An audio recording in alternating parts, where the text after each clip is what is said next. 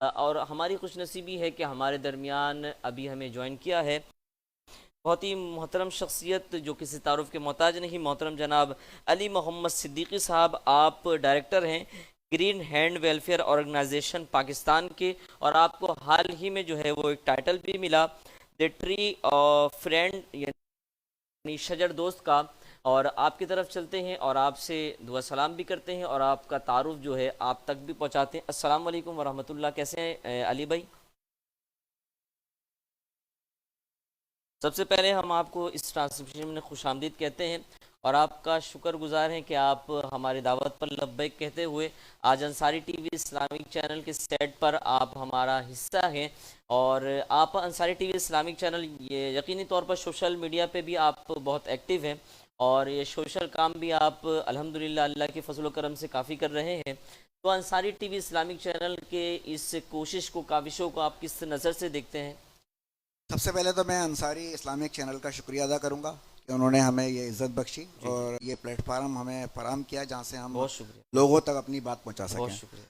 اور رہی بات کامیابی کی، تو کامیابی کی ضمانت یہ ہے کہ ماشاءاللہ سے چوتھا پروگرام جی جو ہے ریکارڈ یہ ہو رہا ہے، اور چوتھا سیزن ہے، جی جی 4 سال ہو گئے ہیں۔ جی جی، تو بالکل، کسی بھی چیز کی کامیابی کی ضمانت یہی ہوتی ہے کہ وہ کنٹینیو رہے اور چلتی رہے۔ ماشاء اگر اللہ، وہ کامیاب نہیں ہوتی اور اگر ویورس نہیں ہوتے اور لوگ دیکھ رہے نہیں ہوتے تو یقیناً یہ بند ہو چکا ہوتا۔ جی لیکن الحمدللہ اگر اس کا چوتھا سیزن ہے تو پھر یہ اس بات کی کامیابی کی جی ضمانت ہے کہ لوگ اس کو دیکھتے ہیں، لوگ سننا چاہتے ہیں، کیونکہ رمضان کے حوالے سے جو عالم دین ماشاءاللہ سے جی جی، آپ بٹھاتے ہیں، بہت سارے سوال ہم لوگوں میں ایسے ہیں، بہت سارے سوال ہم لوگوں میں ایسے ہیں جن کو پوچھتے ہوئے ہمیں شرم آتی ہے، بالکل ہم صحیح کہہ رہے شرم ہیں، محسوس کرتے ہیں اور شرم میں ہم پوچھ ہی نہیں پاتے۔ بالکل صحیح کہہ تو رہے ہیں، یقین کریں کہ اسلامک چینل کی توسط سے جب وہ سوال جو ہم پوچھنے میں شرمندہ ہوتے ہیں یا شرم محسوس کرتے ہیں، جب وہ یہاں مفتی حضرات سے، عالم حضرات سے پوچھے جاتے ہیں تو لوگوں کو اس کی آگاہی ہو جاتی ہے، اس کا علم ہو جاتا ہے، اور بہت سارے لوگ بہت سارے گناہ کبیرہ سے بچ جاتے ہیں۔ اچھا علی بھائی، آپ یہاں موجود ہیں، آپ کی موجودگی کا فائدہ اٹھاتے ہوئے چند سوالات ہیں وہ میں آپ سے کرنا چاہتا ہوں، اگر آپ کی اجازت ہو تو۔ جی انشاءاللہ۔ جی جی، علی بھائی، سب سے پہلا میرا سوال یہ ہے کہ درخت لگانے کا خیال آپ کو کیسے آیا؟ کیونکہ لوگ یہاں پر جو ہے سوشل کے حوالے سے راشن کو ڈسٹریبیوٹ کر رہے ہیں، اس کے علاوہ بہت سارے کام کو کر رہے ہیں، لیکن یہ درخت لگانے کا ہی خیال آپ کو کیوں آیا؟ جی سن 2015 میں، اگر آپ کو یاد ہو، سن 2015 میں ایک ہیٹ اسٹروک آیا تھا، جی جی، ہیٹ ویو تھا، اس میں تقریباً 3000 لوگ مر گئے تھے، اللہ، انتقال کر گئے تھے 3000 لوگ۔ اس وقت ہمیں یہ خیال آیا کہ اس وقت وقت کی اہمیت اور وقت کی ضرورت کیا ہے، تو انوائرمنٹ کے لیے، ماحولیاتی تبدیلی کے لیے بہت ضروری ہے شجر کاری۔ آپ نے ابھی حال ہی میں دیکھا ہوگا کہ ایک کرونا کی وبا جی آئی تھی، جی اس جی، کے اندر آپ نے دیکھا کہ لوگ آکسیجن کے سلنڈر خرید رہے ہیں۔ تو آپ یقین کریں کہ ہم لوگ آکسیجن کے سلنڈر خرید رہے ہیں اور پیسے ہوتے ہوئے بھی ہمیں آکسیجن نصیب نہیں ہے، اللہ، سلنڈر نہیں موصول ہو رہے۔ اب تو اس وقت قدرتی آکسیجن کیا ہے؟ قدرتی آکسیجن ہے شجر، درخت، اس میں اللہ رب العزت نے قدرتی آکسیجن رکھی ہے۔ تو اس وقت ہمیں یہ خیال آیا کہ اس وقت موجودہ صورتحال جو ہے اس میں شجر کاری بہت ضروری ہے، انوائرمنٹ کے لیے، ماحولیاتی تبدیلی کے لیے سب سے زیادہ جو ضروری ہے وہ اس میں شجر کاری ہے۔ اس لیے ہم نے درخت لگانا شروع کیا ہے، پورے کراچی میں یہ کام شروع کیا۔ اچھا علی بھائی، جہاں پہ آپ درخت لگانے کا خیال آپ کو جس طریقے سے آیا، آپ نے اس کی وضاحت بھی کر دی، میں آپ سے یہ پوچھنا چاہوں گا کہ درخت لگانے سے دینی اور دنیاوی کیا فائدہ ہے، اور آپ نے کیا سوچ کے اس چیز کو جو ہے کنٹینیو کیا، اس کے حوالے سے ذرا آگاہی فراہم کریں۔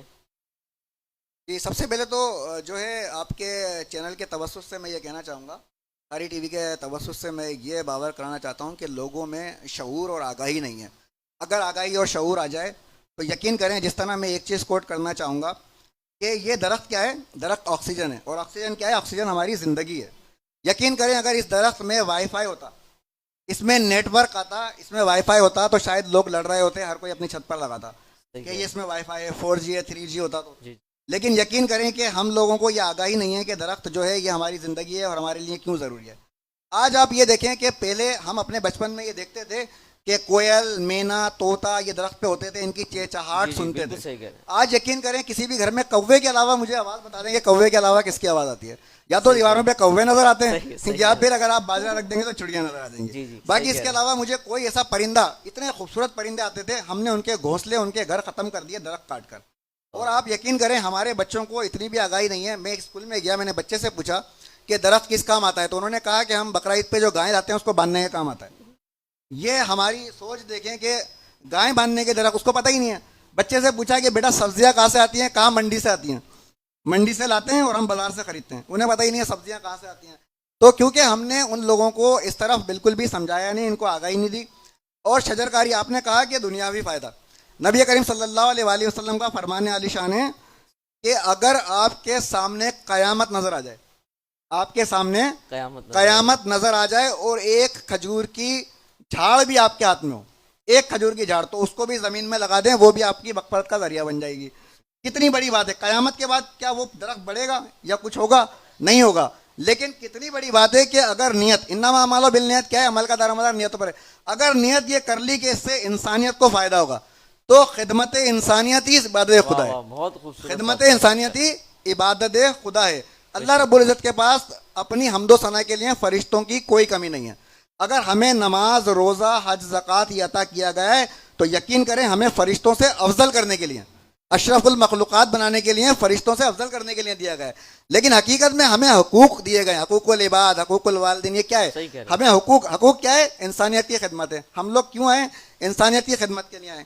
سب سے بڑی بات یہ آپ یہ دیکھیں کہ کبھی آپ نے یہ نہیں سنا ہوگا کہ کسی درخت نے کسی انسان کو کھایا ہے، کبھی یہ نہیں سنا ہوگا کہ کسی درخت نے کسی جانور کو کھایا ہے.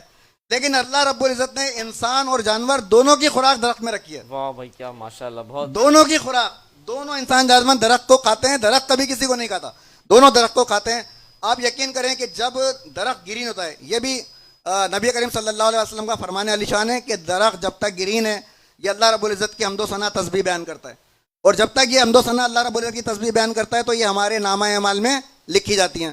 ہم نے ایک مفتی سے سوال کیا کہ ہم درخت لگا کے آتے ہیں، لوگ اسے توڑ دیتے ہیں، لوگ ضائع کر دیتے ہیں، یا بکریاں کھا جاتی ہیں، یا کچھ اور آتا ہے. انہوں نے اتنا خوبصورت جواب ہمیں دیا کہ اللہ کے نبی سرکار دو عالم صلی اللہ علیہ وسلم کا فرمان مصطفیٰ ہے کہ کوئی چرند پرند، جانور یا انسان اگر آپ کے درخت میں سے کھاتا ہے تو وہ آپ کے نامہ اعمال میں صدقہ لکھا جاتا ہے. اللہ. تو آپ کی محنت رائے گا نہیں جاتی، آپ جو کرتے ہیں وہ محنت آپ کی رائے گا نہیں جاتی. علی بھائی جہاں آپ درخت کے حوالے سے جو ہے وہ بڑی فضائل بتا رہے تھے، تو میں آپ سے یہ بھی پوچھوں گا کہ اس کا کیا فائدہ صرف زندگی میں ہے یا مرنے کے بعد بھی اس کا فائدہ ہے؟ جی، اس کے بارے میں بھی آپ کو مرنے کے بعد فائدے کے بارے میں بھی ایک حدیث سنا دیتے ہیں کہ نبی کریم صلی اللہ علیہ وسلم جب اپنے صحابہ کرام کے ساتھ تشریف لے جا رہے تھے، یہاں صاحب علم لوگ میرے ساتھ موجود ہیں، مفتی صاحب ماشاء اللہ میرے ساتھ موجود ہیں، یہ حافظ لوگ میرے ساتھ موجود ہیں، اور نعت خواہ حمد و ثنا کرنے والے صاحب علم ہیں. ان کے آگے تو بات کرتے ہوئے بھی ڈر لگتا ہے سناتے ہوئے.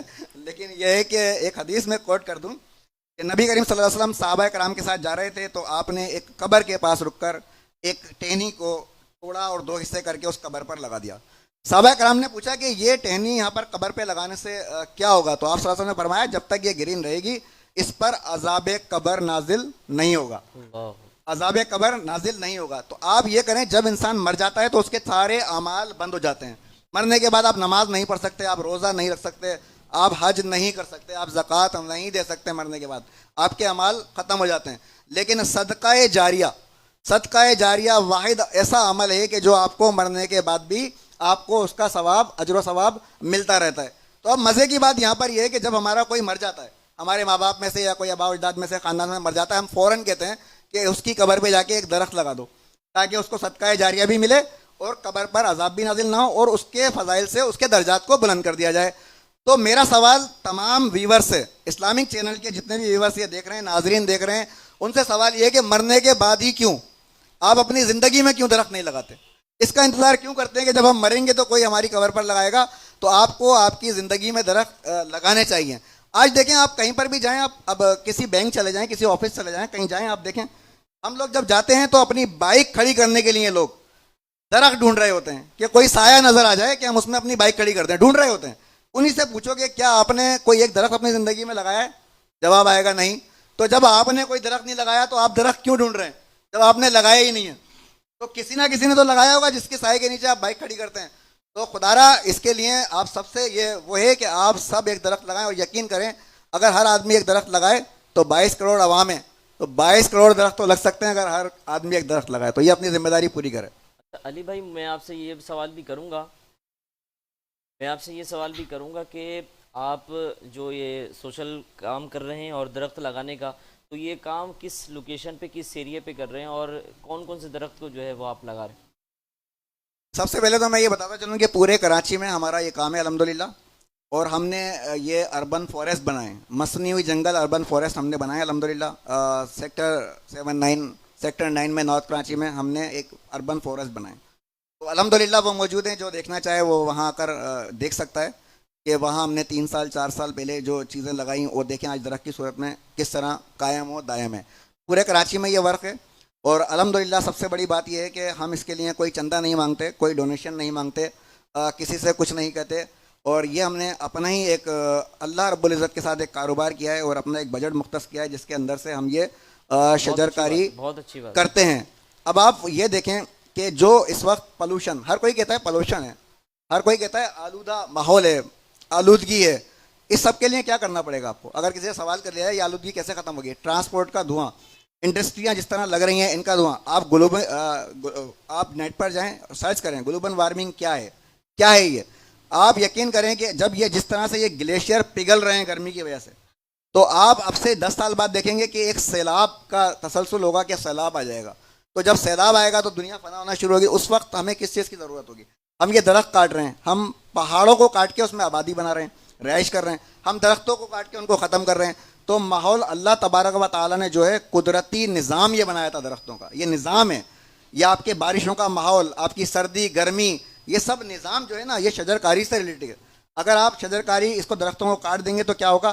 آگے جا کے یہاں تباہ کاری ہوگی۔ دوسری بات یہ ہے کہ آپ بہت ساری ویلفیئر بہت سارا کام کرتی ہیں، ویل از گڈ، میں ان کی بہت تعریف کرتا ہوں، لیکن یقین کریں جب ایک آدمی وینٹیلیٹر پہ جاتا ہے نا، اس کو کس چیز کی ضرورت ہوتی ہے؟ صرف اس کو آکسیجن کی ضرورت ہوتی ہے، سمجھے؟ اگر آپ چاہتے ہیں کہ آپ اپنی عمر سے 10 سال پہلے نہیں مر جائیں، یعنی کہ اپنی عمر سے 10 سال پہلے، 10 سال پہلے کیوں؟ پولوشن کی وجہ سے، آلودگی کی وجہ سے، اگر آپ چاہتے ہیں 10 15 سال اور زندہ رہیں تو آپ کو کیا کرنا پڑے گا؟ شجر کاری کرنی پڑے گی۔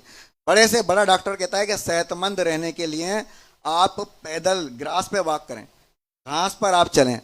بڑے سے بڑا ڈاکٹر کہتا ہے کہ آپ کسی جو ہے نا شجر جہاں لگے ہیں وہاں جائیں، تو فریش ماحول کیا ہے؟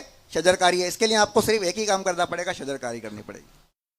بہت شکریہ، بہت شکریہ، بہت ہی اچھے انداز میں آپ میرے سوالات کا جواب دے رہے تھے۔ ایک مرتبہ پھر آپ کی طرف بھی آؤں گا، لیکن اب چلتے ہیں علامہ صاحب کی طرف۔